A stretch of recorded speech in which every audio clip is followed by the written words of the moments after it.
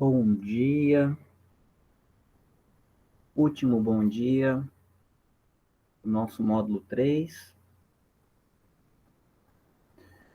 de 2021. Hoje é o nosso último encontro síncrono. Finalmente férias, Arthur, elas chegam, basta ter fé que uma hora elas chegam. Fé e paciência, né? Se bem que fé sem paciência não funciona, né? Para ter fé tem que ter paciência. E paciência acaba sendo um exercício de fé também.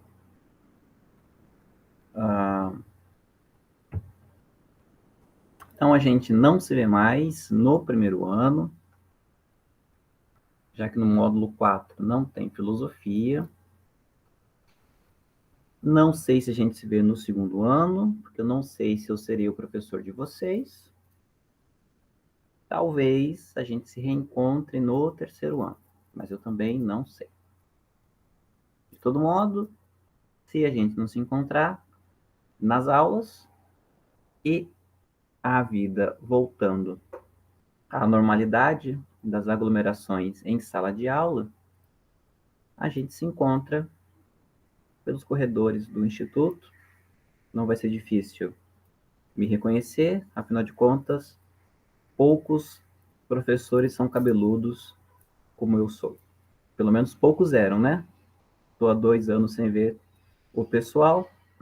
Não sei como é que está o corte de cabelo da galera. Mas eu imagino que poucos estejam cabeludos como eu estou. Não vai ser fácil me reconhecer. Hoje a gente vai terminar de falar dos sofistas. Eu vou falar rapidamente do Sócrates. Ele mereceria mais tempo nós não temos. Então, eu vou só falar rapidamente sobre o Sócrates, porque não dá para falar de filosofia na Grécia Antiga sem falar do grande filósofo que é o Sócrates.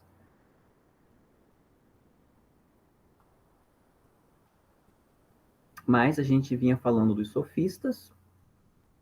Eu terminei a aula falando que eles eram relativistas, e por isso o desdém que a história da filosofia teve em relação a eles, porque na tradição filosófica, o que a gente tem é a defesa do que a gente chama de verdade universal, ou verdade absoluta.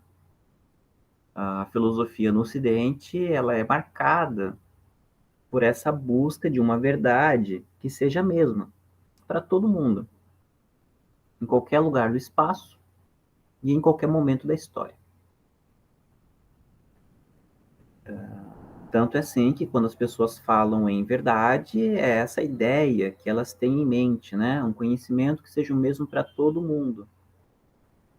E a força dessa ideia sobre a verdade, a gente percebe muito claramente nas religiões, por exemplo, onde cada religião se apresenta como sendo a verdadeira e os adeptos desta religião procuram convencer os outros que não são adeptos a se converterem. Isto é, a reconhecerem que estão errados e aceitarem a verdade da religião anunciada. Quando a gente tem, por exemplo, no cristianismo, os chamados missionários, que eles vão para outros países, para outras culturas, eles é isso que eles tentam fazer, né? Anunciar o cristianismo, anunciar as verdades que estão na Bíblia, anunciar a história de Jesus como sendo a verdade que as pessoas precisam seguir para, enfim, ter a salvação da alma, ter uma vida boa, etc. Essas verdades nas religiões, elas são chamadas de dogmas. Então, os dogmas das religiões, eles não mudam nunca. Eles são sempre os mesmos desde que as religiões são fundadas. Então, as verdades do cristianismo são as mesmas da época de Jesus e, enfim, até hoje em dia, né? Por exemplo, lá no cristianismo tem um chamado credo. Quem vai na missa, quem é católico e vai na missa, e não basta ser católico, né? Tem que ir na missa também, para saber dessas coisas. Tem um momento da missa que é recitado o credo. Creio em Deus Pai Todo-Poderoso, Criador do céu e da terra, em Jesus Cristo, aquela fala toda. Então, esse credo, essas falas, são os dogmas do cristianismo, são as verdades da fé cristã. Então, as pessoas falam esse dogma, esse credo, desde do ano 300 depois de Cristo, mais ou menos. Que foi quando os dogmas foram estabelecidos, né, pelos diversos concílios que teve na Igreja Católica.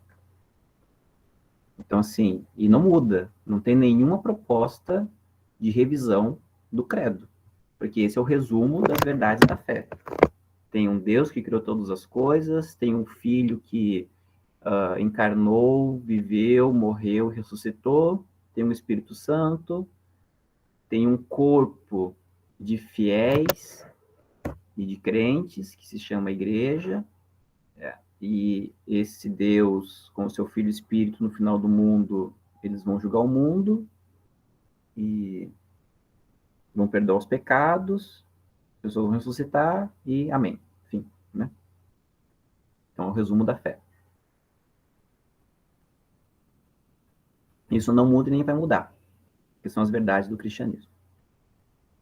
Mas é claro que também em outras esferas da nossa vida a gente tem nossas verdades. Por exemplo, na política, a gente tem aquelas pessoas que são dogmáticas na política. Então, o cara que defende, sei lá, o liberalismo vai defender com unhas e dentes as liberdades individuais como estando acima dos interesses coletivos, né? Por mais que isso ferre com o interesse coletivo, o que importa é a liberdade individual, né? Algumas pessoas defendem por dogma, outras defendem por ser vergonhice mesmo, por não saber o que está falando. Por exemplo, semana passada a gente viu aí uma pessoa, né, do governo falar que às vezes vale mais a pena perder a vida do que a liberdade, né? Quem vê ele falando acha que na hora do vamos ver ele vai aceitar perder a vida, né? Em nome da liberdade. Enfim, isso é ignorância, isso não é crença, não. Não é dogma, é ignorância mesmo. Charlatanismo. Ou então pessoas que defendem com unhas e dentes a ideia de que só uma revolução vai dar jeito nas coisas, né? De que os interesses coletivos têm que passar por cima dos interesses individuais, né? Doa quem doer. Então, há dogmas também na política. Geralmente, os dogmas da política, a gente chama eles de radicais, né? São os radicais. Aí, radicais políticos tem tudo enquanto é âmbito da política. Em qualquer lado, em qualquer lugar, tem os radicais da política. E a gente, no dia a dia, a gente acha que a gente é também dogmático, né? Que a gente defende uma verdade universal. Só que quando a gente para ouvir nós mesmos, nós acabamos nos percebendo bastante relativistas, porque boa parte das nossas respostas começa com depende. Mentir é certo ou errado? Ah, depende, né? Então, se a gente realmente acreditasse numa verdade universal, a gente jamais começaria com depende, mas a gente afirmaria ou negaria, né, as ideias, com certeza. Enfim, então os sofistas eram relativistas. E o que significa ser um relativista? Significa dizer que não há a defesa de uma verdade universal. Porque todo conhecimento que nós temos, ele vem das nossas experiências, e como cada um experimenta o mundo, experimenta a vida de um modo diferente, então nós temos conhecimentos diferentes a respeito das coisas. A gente não vive da mesma maneira, ainda que nós tenhamos uma família e a nossa família experimente os mesmos contextos de vida, a gente não vive, a gente não experimenta a vida da mesma maneira que o nosso pai, que a nossa mãe, que os nossos irmãos e irmãs. E é por isso que muitas vezes dentro da família tem muitos problemas de visão de mundo, porque cada um experimenta o mundo de uma maneira diferente. E essas experiências diferentes geram conhecimentos diferentes, geram visões de mundos diferentes. Certo? Então é isso que o relativismo diz. Não há uma verdade universal, porque, primeiro, se ela existir, a gente não tem acesso. Segundo, porque a gente experimenta as coisas de maneira diferente. Vou dar um exemplo assim bobo, bobão. Bem bobo mesmo. E é um exemplo mentiroso, tá? Porque não é verdade. É inventado. Vamos fazer de conta que eu fui uma pessoa que me relacionei bastante ao longo da vida. Tive vários namoros, tive vários casamentos, tive affairs com várias pessoas. Então eu já fiquei com uma pessoa, já fiquei com várias pessoas ao mesmo tempo. Já namorei, tive namoro monogâmico fechado, monogâmico aberto, namoro poligâmico. Namoro poligâmico não pode, né? Porque poligamia é casamento, né? Mas enfim, vocês entendem.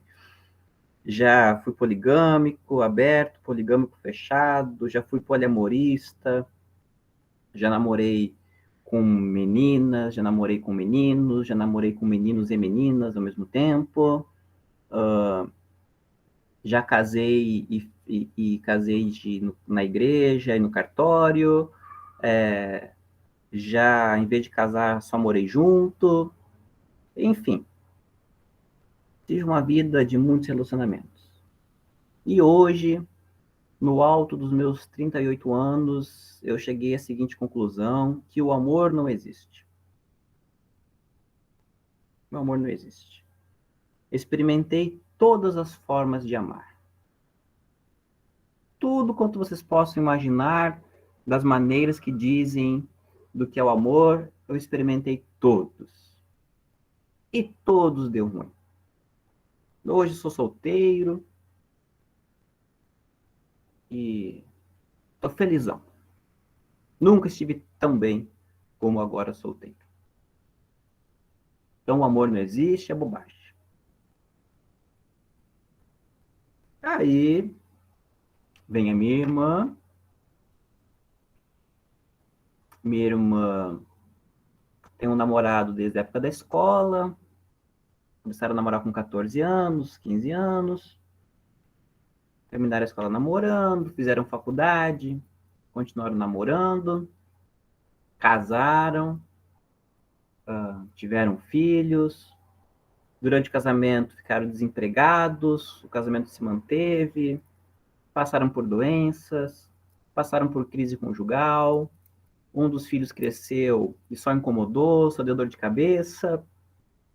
E tá lá hoje minha irmã com 30 anos de casada.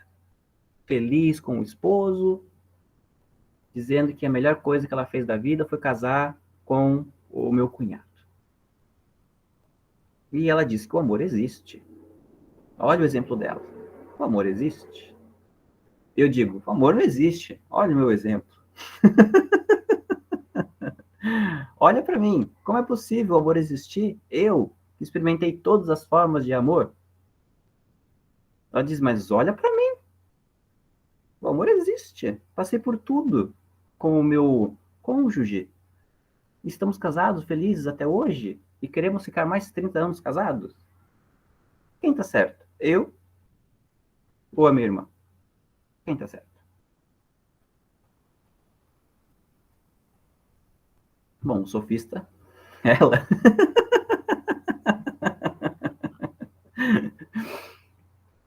O sofista vai dizer: ah, cara, os dois estão certos. Os dois estão errados. Porque vocês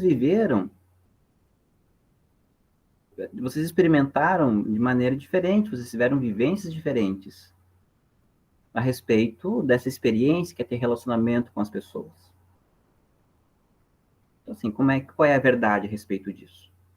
Qual é a verdade? A gente conhece várias pessoas que tiveram tipos de relacionamentos que deram super certo e conhecemos outras pessoas que tiveram os mesmos tipos de relacionamentos e deu super errado.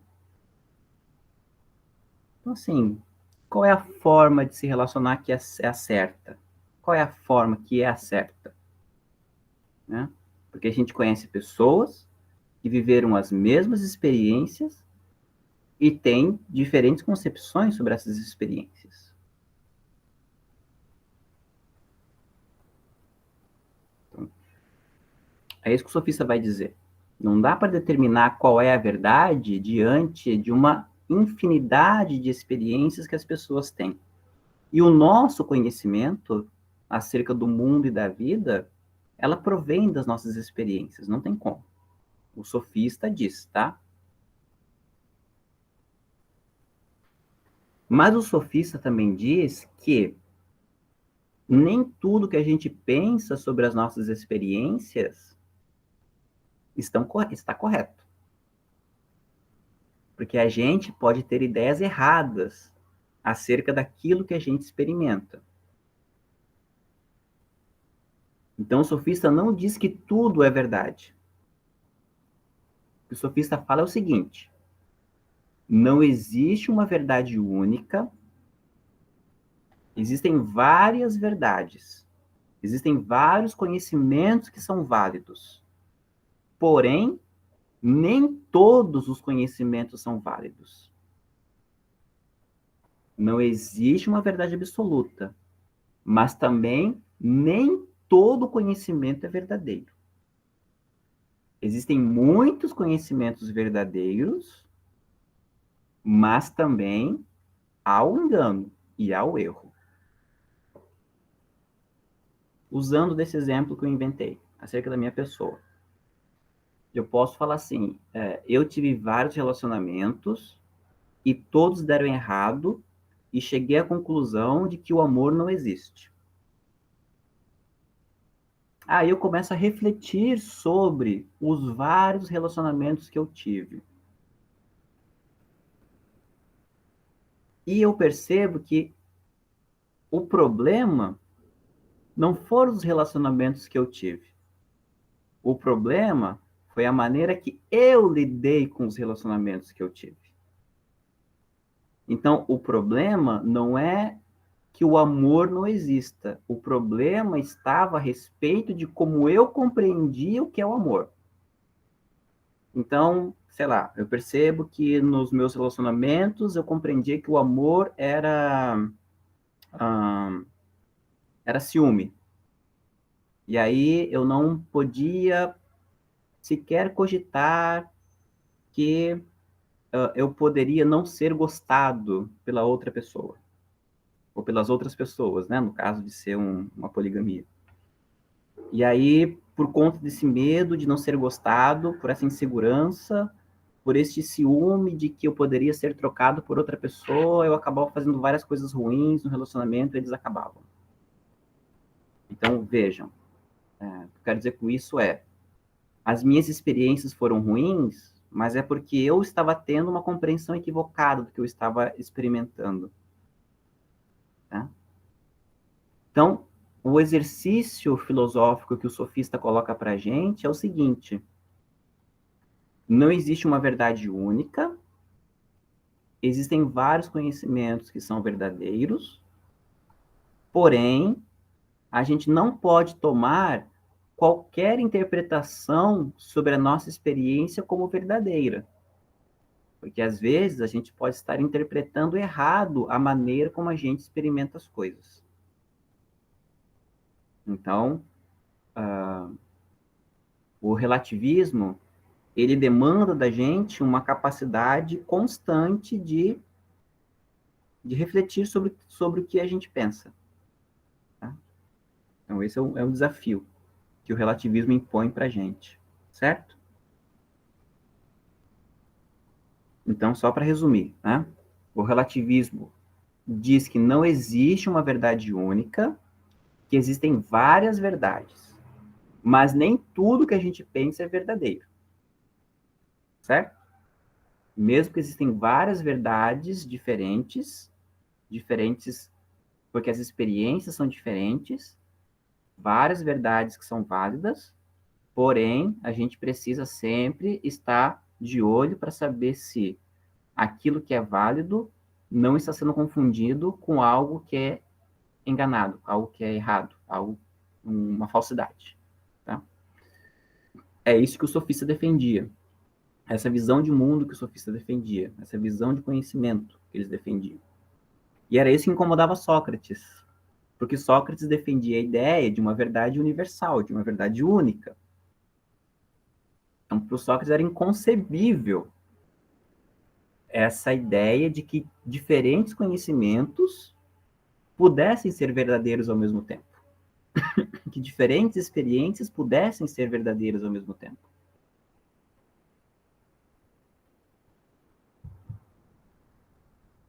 E aí, por conta disso, né, dessa divergência a respeito da verdade, e no final da história o Sócrates ganha porque ele se impõe, né, o modo de ver ele se impõe na história da filosofia. Tá? Ainda que hoje em dia o relativismo, né, neste momento histórico, nós podemos dizer que os sofistas estão vencendo. Mas ao longo da história, o Sócrates venceu boa parte. A visão do Sócrates venceu.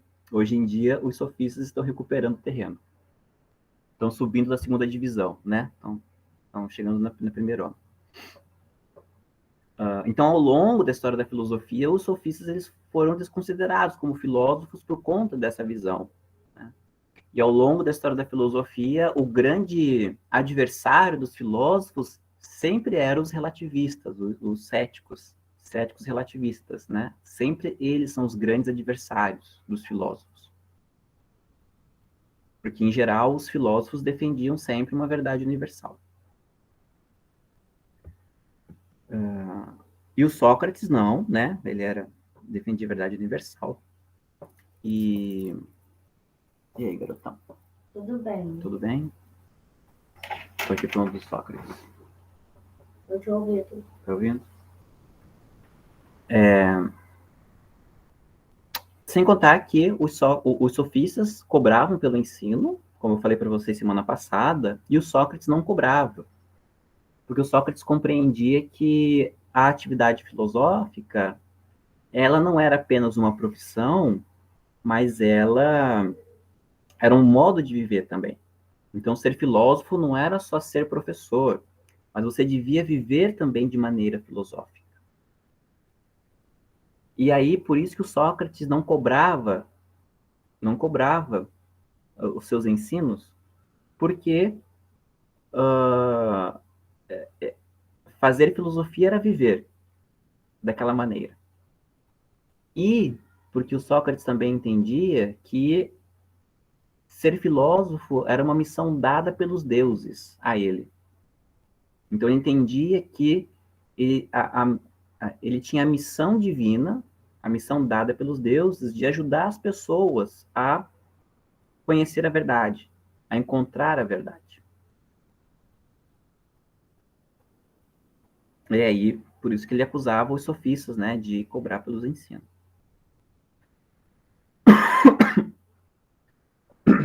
Para a gente entender um pouco da filosofia do Sócrates, a gente acaba contando da vida dele, porque é como eu disse, né? Para o Sócrates, fazer filosofia é viver de maneira filosófica. E a vida do Sócrates é assim. Ele se torna um grande filósofo, depois de velho, e ele vivia nas ruas de Atenas. Né? Ele passava o dia inteiro nas ruas de Atenas, questionando as pessoas a respeito da concepção que elas tinham a respeito da vida, da felicidade, da justiça, tentando fazer as pessoas filosofarem, né? Pensarem a respeito das coisas. Ele vivia basicamente no mercado de Atenas, que era uma grande feira ao ar livre, né? Ele passava o dia inteiro lá. E diferente do que a gente possa imaginar da pessoa do Sócrates, ele não parecia nada com um filósofo, nem como uma pessoa sábia, um Dumbledore, um Gandalf. Não, Sócrates não parecia nada disso. Dizem, né, que ele era muito feio, muito feio. E não tinha práticas de higiene. Então ele estava mais para um mendigo do que para um filósofo. Vai. Aqui, ó.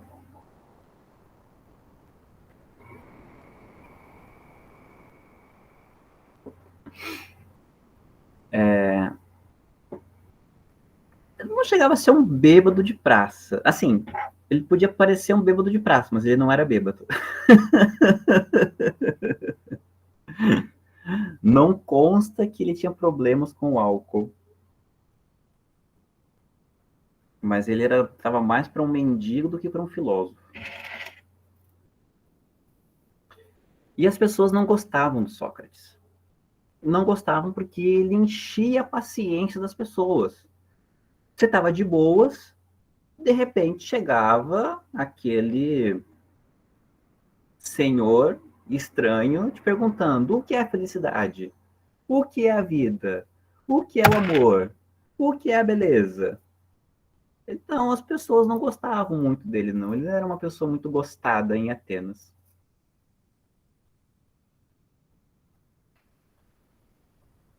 Um dia, um amigo dele foi até o templo de Delfos.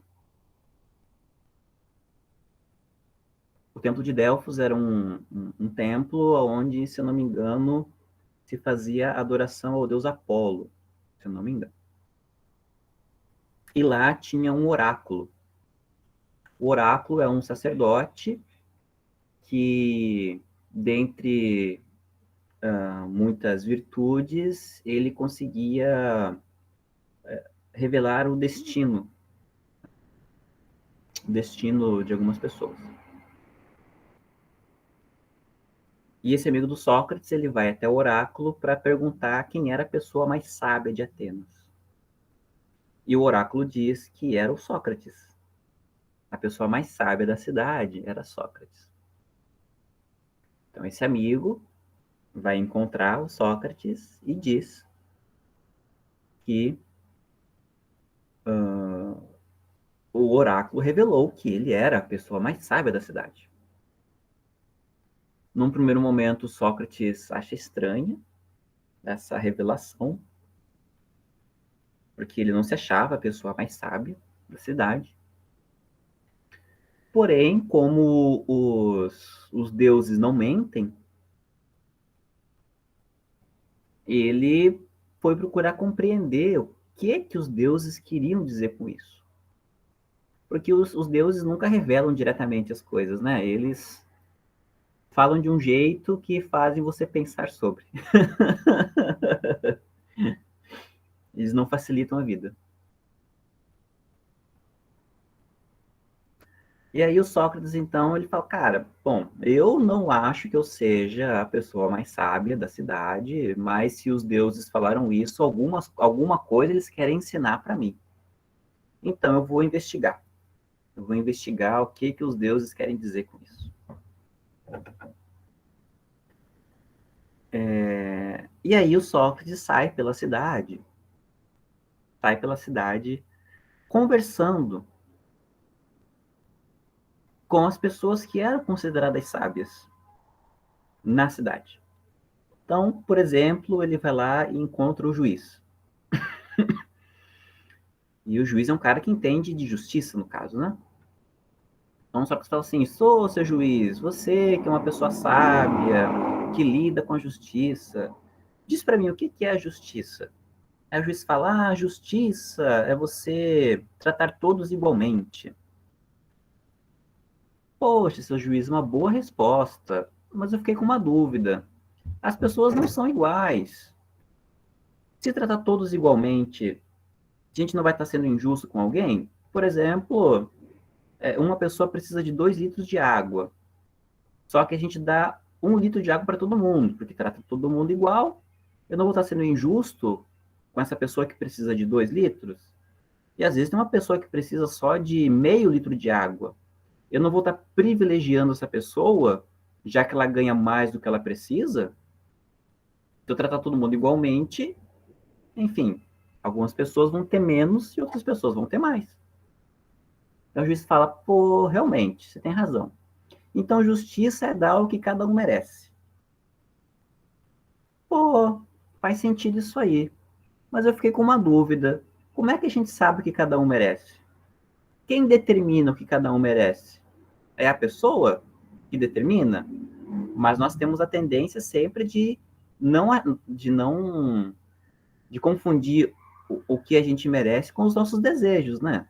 Às vezes eu tenho um desejo e eu acho que esse desejo merece ser realizado. Então, na verdade, o nosso merecimento está muito contaminado pelo desejo. E se eu deixar outras pessoas decidirem o que eu mereço, as pessoas não me conhecem completamente e as pessoas podem também ser contaminadas pela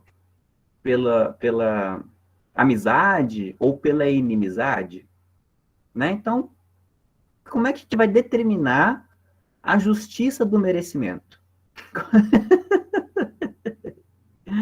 Né? O Arthur comenta aqui, né, que merece um 10 em minha matéria. A discussão de nota é muito interessante. Por exemplo, vocês estudam pra caramba por uma prova ou se esforçam pra caramba para fazer um trabalho. E aí, vocês tiram uma nota baixa na atividade. Aí você fala assim, mas professor, eu me esforcei tanto para fazer essa prova, eu me esforcei tanto para esse trabalho, não é justo eu tirar essa nota baixa. Aí o professor fala assim, mas eu não estou premiando esforço, eu estou premiando o conteúdo. Ou você sabe ou você não sabe. E aí, lá no final do ano, no conselho de classe, você está com nota baixa porque você realmente não aprendeu bem o conteúdo, por diversas dificuldades, e os professores resolvem te passar, porque apesar de você ter dificuldade no conteúdo, você se esforça bastante. Então, afinal de contas, o que é justo? Dar nota pelo esforço ou dar nota pelo conteúdo aprendido?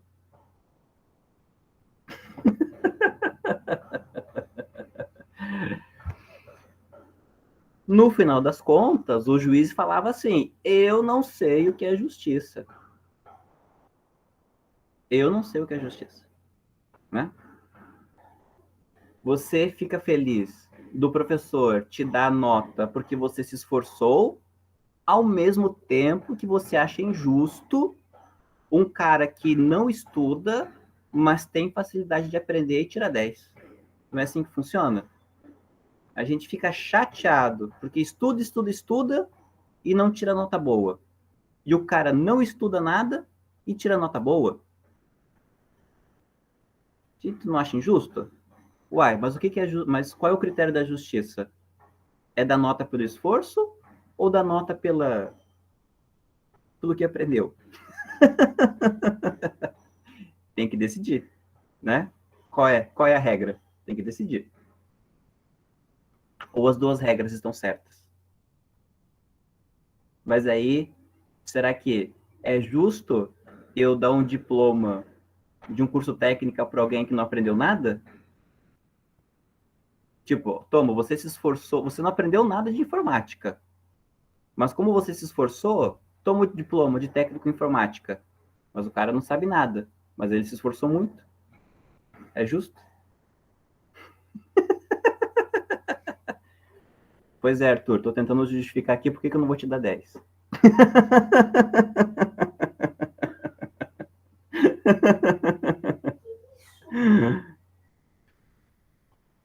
Mas não é isso que acontece enquanto estudante? Não é esse o conflito que a gente vive? É, né? Eu sei, eu passei por isso. E eu passo por isso porque eu sou professor.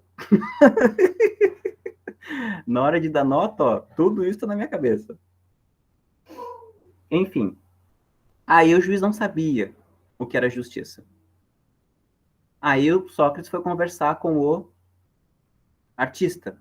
Pô, artista, você que trabalha com a beleza, né, obra de arte, coisa e tal, diz para mim, o que que é o bonito? O que que é o belo? Aí o artista fala, o belo é como uma mulher, é cheia de ouro, cheia de joias, toda enfeitada. E o Sócrates, boa, mas eu fiquei com uma dúvida. Tudo bem, Murilo. Mas eu fiquei com uma dúvida. Quem não... A mulher que não tem joias não é bonita? Não, é bonita também. Poxa, então o que é bonito? É uma mulher com joias ou uma mulher sem joias? E o artista... No final das contas, o artista não sabia o que era beleza. E isso aconteceu com todas as pessoas sábias com quem o Sócrates conversou. No final dessas conversas todas, o Sócrates entende o que o oráculo quis dizer quando afirmou que ele era o mais sábio. Ora, nas conversas, o Sócrates percebeu que os sábios achavam que sabiam, mas na verdade eles não sabiam. Eles pensavam que sabiam das coisas, mas na real eles não sabiam. E o Sócrates, pelo menos, sabia de uma coisa. O Sócrates sabia que não sabia. A sabedoria do Sócrates estava em saber que não sabia. E aí nós temos a famosa frase do Sócrates, em que ele fala: só sei que nada sei. Só sei que nada sei. O que tornava Sócrates um verdadeiro sábio, diferente dos outros, é que os outros pensavam que sabiam. E o Sócrates sabia que não sabia. É claro que isso vai dar ruim para o Sócrates, porque ele mexeu com os poderosos da cidade. O João pergunta... Gente, essa pergunta, João, eu ouço todo ano depois dessa aula. Se eu responder na prova, se eu responder no trabalho, ganho ponto. Se eu responder, eu só sei que não dá eu ganho ponto. Não. Só o Sócrates foi permitido isso. E eu vou dizer por que que não pode, João. Porque deu ruim para o Sócrates. Deu ruim. O Sócrates, com essa história de conversar com os sábios e revelar que os sábios não sabiam, na real, eles não sabiam, ele arranjou a inimizade desses poderosos. E esses poderosos levaram Sócrates a julgamento, acusando eles de, primeiro, corromper a juventude, porque nas conversas com os Sócrates, os jovens acabavam sendo questionadores, né, e acabavam pegando essa índole questionadora do Sócrates. Então, os jovens, os caras acusaram o Sócrates de corromper a juventude. É mais ou menos a acusação que fazem hoje em relação ao professor de filosofia, sociologia, dizendo que nós somos doutrinadores, né? Que professor de filosofia é tudo ateu, né? É doutrinador. é comunista, né?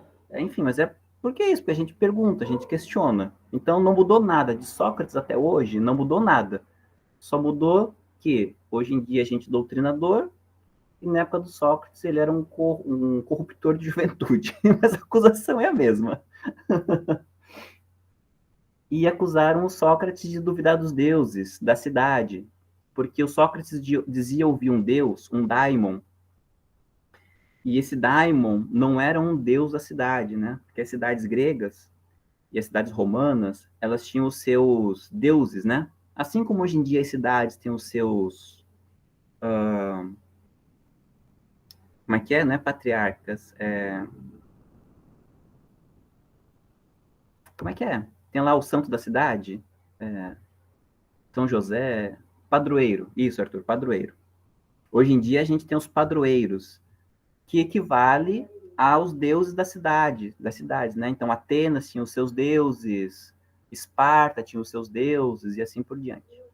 E o Sócrates tinha um cara chamado Daimon, ele desenvolveu o Daimon, que Atenas não reconhecia esse Daimon. Então, Sócrates estava descumprindo a religião da cidade.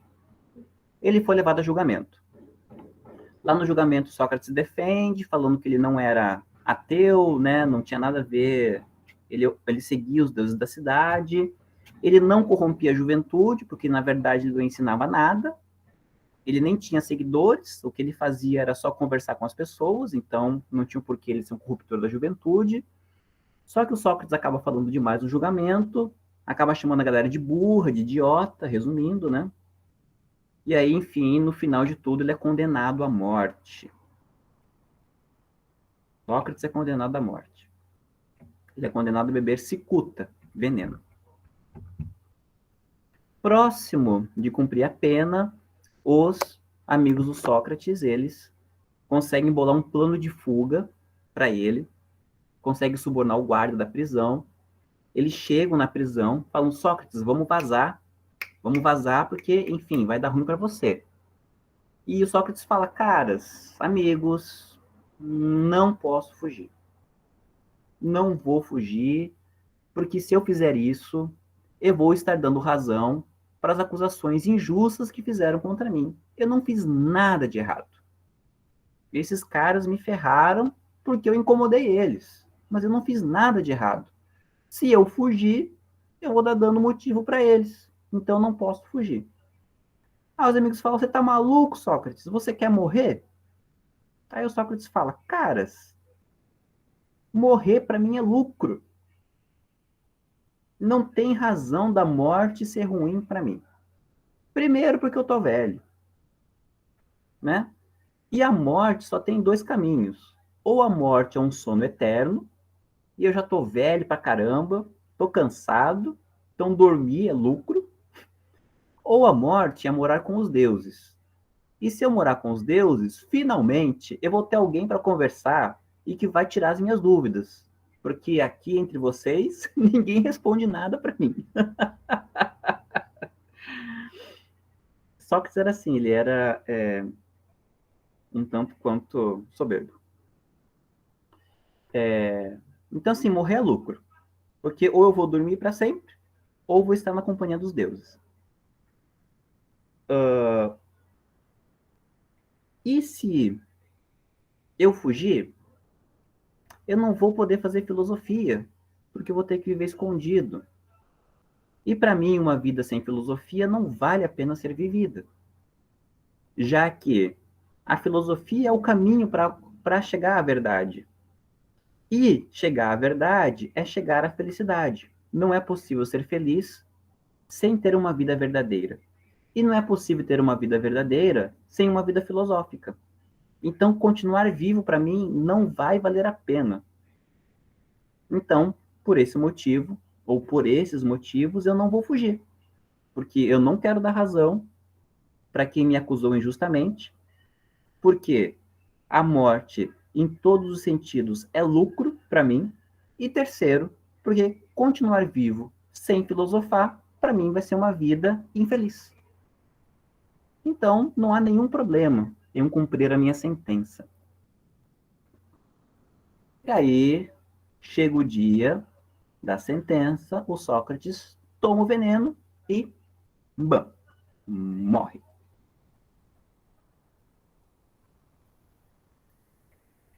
Eu finalizo a aula dizendo que nessa vida do Sócrates a gente tem os 3 princípios da filosofia dele. Que é, primeiro, o só sei que nada sei. Né? O princípio da filosofia está em você reconhecer a sua ignorância. Só é possível começar a fazer filosofia quando você percebe que você não sabe das coisas. Porque quem acha que sabe alguma coisa não se abre ao conhecimento. Porque quando a gente acha que sabe, a gente não ouve outras coisas. Só é possível aprender quando a gente reconhece que não sabe. Então, o princípio da filosofia está em reconhecer a própria ignorância. Não a dos outros, tá? Reconhecer a sua mesma.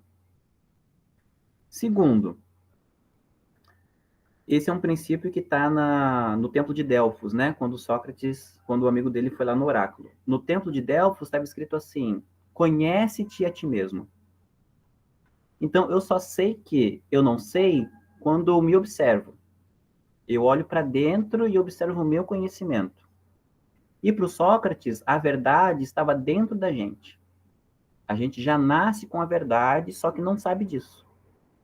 Então, quando a gente reconhece que não sabe, a gente começa a refletir, a pensar e descobre o conhecimento dentro da gente. E aí esse conhecimento, ele surge, ele floresce. E terceiro, que a felicidade só é possível pela filosofia. Porque a filosofia nos ajuda a esse exercício de conhecer a nós mesmos, e esse exercício de conhecer a nós mesmos revela a verdade. Conhecendo a verdade, a gente alcança, então, a felicidade.